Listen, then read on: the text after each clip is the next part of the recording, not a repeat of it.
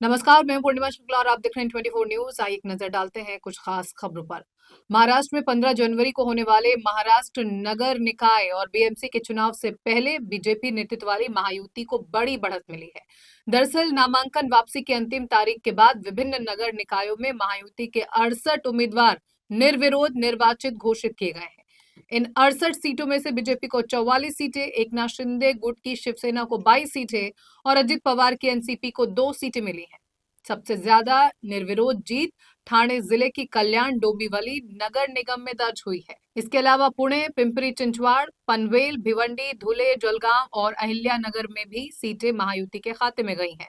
भाजपा के प्रवक्ता केशव उपाध्याय ने कहा कि इन घटनाक्रमों से राज्य भर के शहरी नगर निकायों में पार्टी की बढ़ती पकड़ का पता चलता है।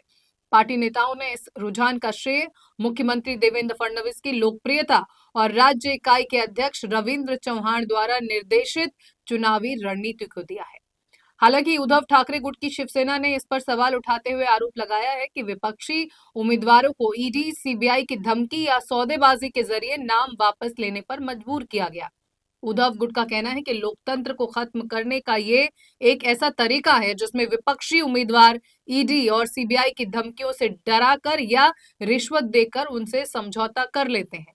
वो अपनी जीत खरीदने की कोशिश कर रहे हैं। हालांकि निर्विरोध जीतने वाले उम्मीदवारों को राज्य चुनाव आयोग ने बड़ा झटका दिया है। दरअसल कुछ महानगर पालिका में निर्विरोध चुनाव की जांच की जाएगी। इसका आदेश राज्य चुनाव आयोग ने दे दिया है। राज्य चुनाव आयोग के मुताबिक इस बात की जांच की जाएगी कि क्या दबाव और लालच के कारण उम्मीदवारों ने अपने नामांकन पत्र वापस लिए हैं। क्या निर्विरोध चुनाव जीतने के लिए विजयी उम्मीदवारों ने दूसरे उम्मीदवारों पर नॉमिनेशन वापस लेने का प्रेशर बनाया। आपको बता दें कि जांच की रिपोर्ट आने के बाद महाराष्ट्र का चुनाव आयोग रिपोर्ट के आधार पर निर्विरोध चुने गए कैंडिडेट्स के नामों की घोषणा करेगा।